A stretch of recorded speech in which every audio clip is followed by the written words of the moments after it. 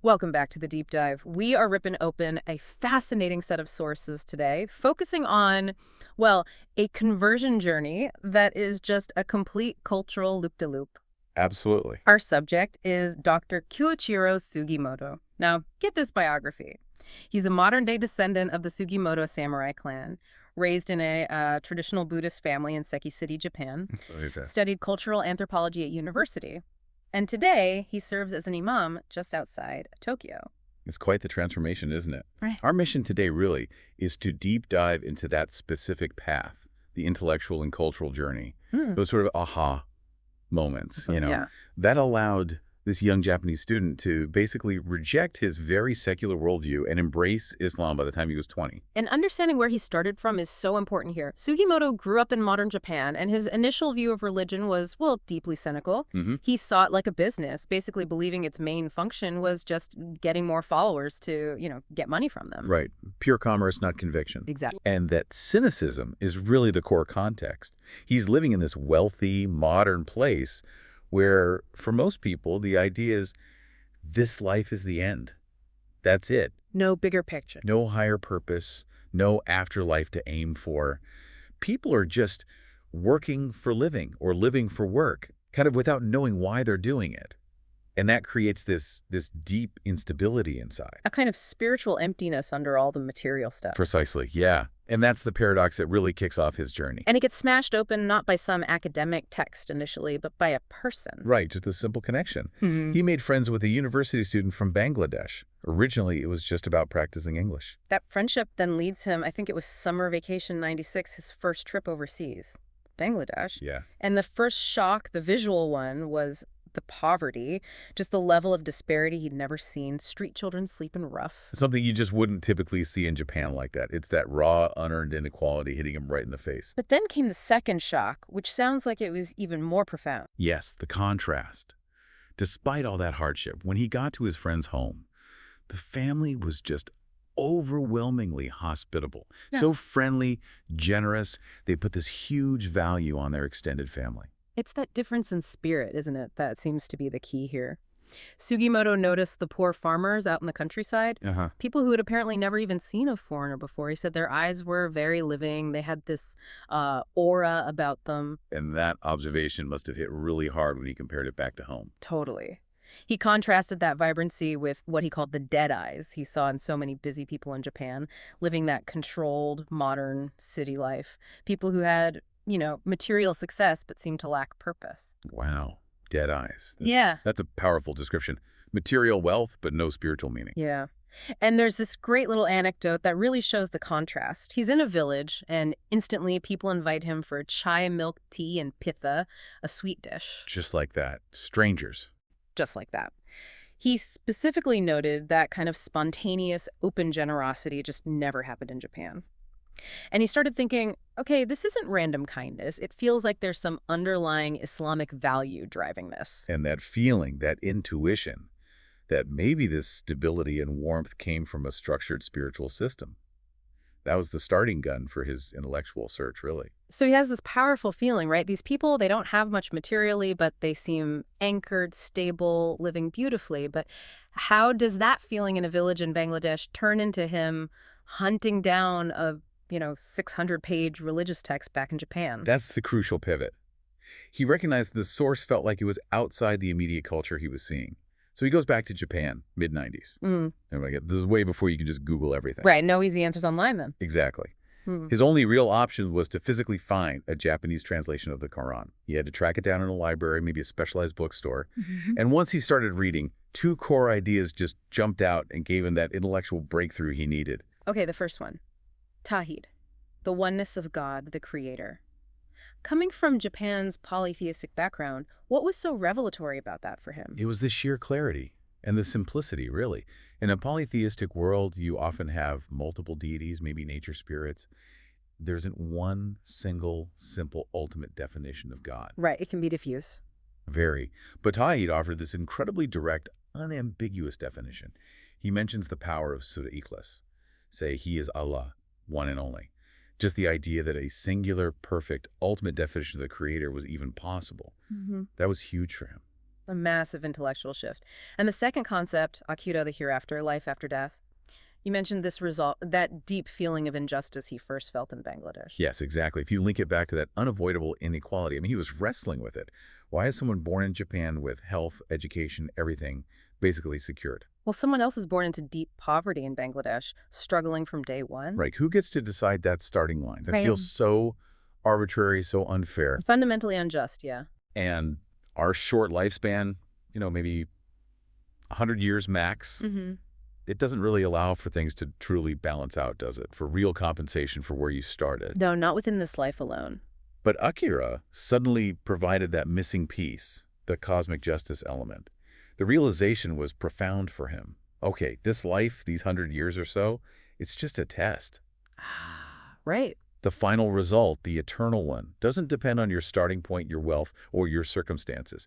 It depends on what you do, the good you put out there, preparing for this unlimited future in paradise. So when you weigh 100 years against infinity, Exactly. Suddenly this short life gets this intense meaning. It's all preparation. that completely flips the value system he grew up with. So he's got this intellectual agreement now. That must have led to a big decision point. Stay an academic researcher studying this or become a believer. That was the crossroads.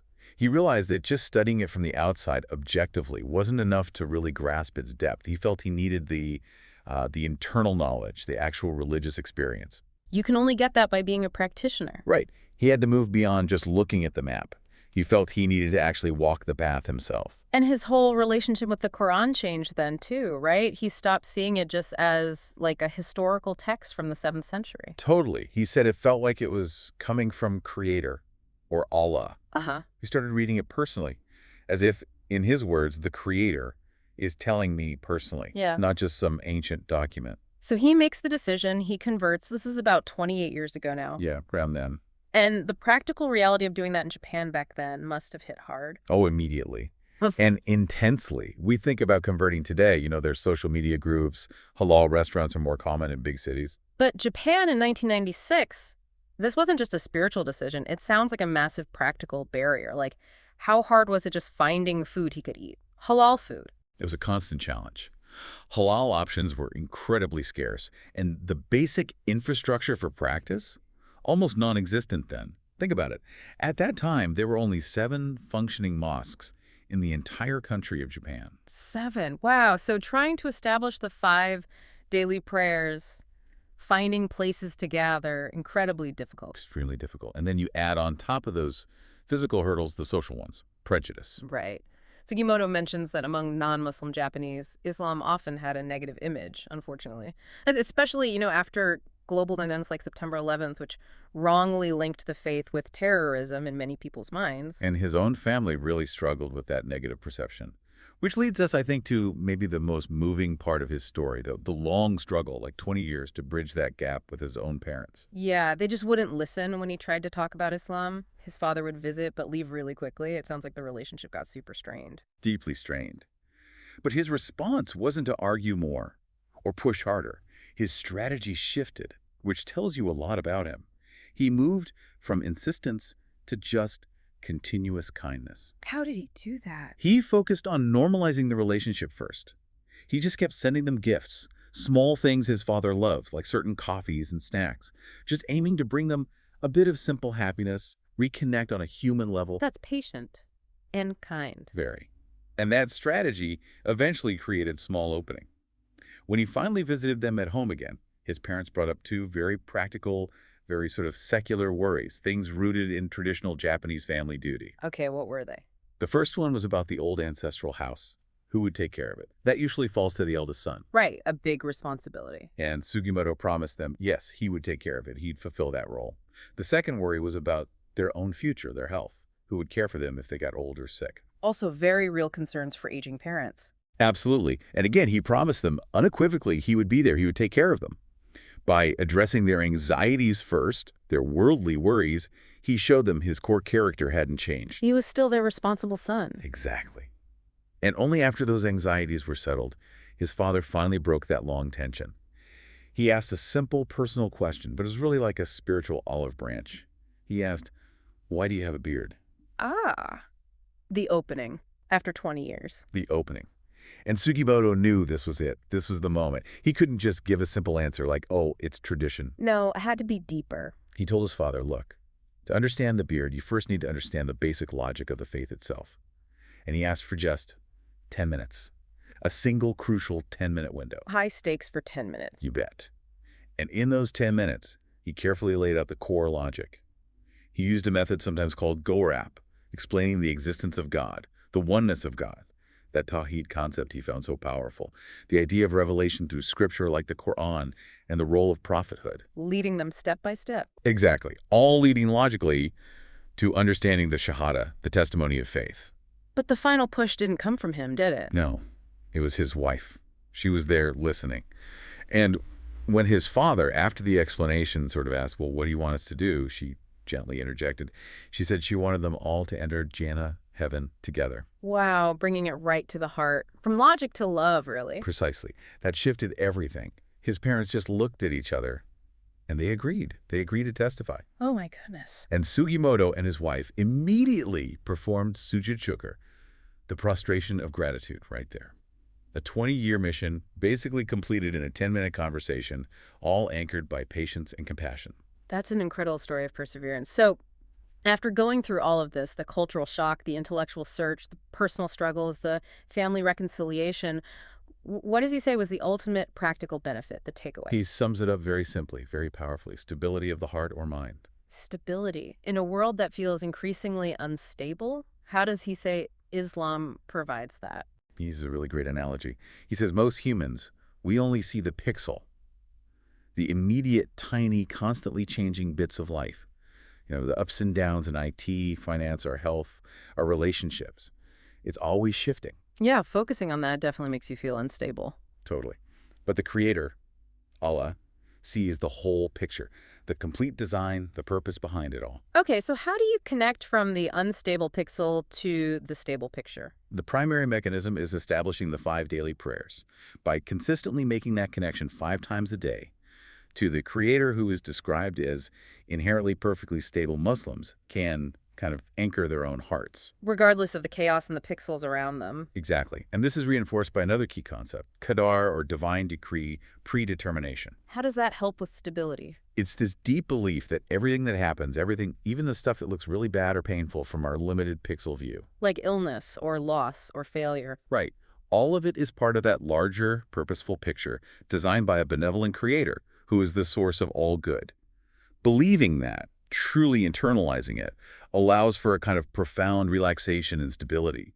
You trust that even the hard things are ultimately for a good reason within the bigger plan. Trusting the painter even when you can only see one brushstroke. That's a great way to put it. He also mentioned finding huge inspiration in the Prophet Muhammad's example, peace be upon him. Not just as the one who delivered the Quran. Not just that, but his sheer tenacity. His dawah, calling people to Islam for 23 years back in the 7th century. Think about doing that without any modern communication, no trains, no social media, just relentless effort day after day. That kind of dedication itself speaks to the stability and conviction behind the message. Absolutely. And looking at Sugimoto's whole story, it really highlights how the search for, cosmic justice, that Akira concept for resolving the unfairness and the deep need for internal stability can be incredibly powerful drivers for conversion. Sometimes even more than just purely spiritual seeking. Yeah. It's an answer to fundamental life problems. Definitely.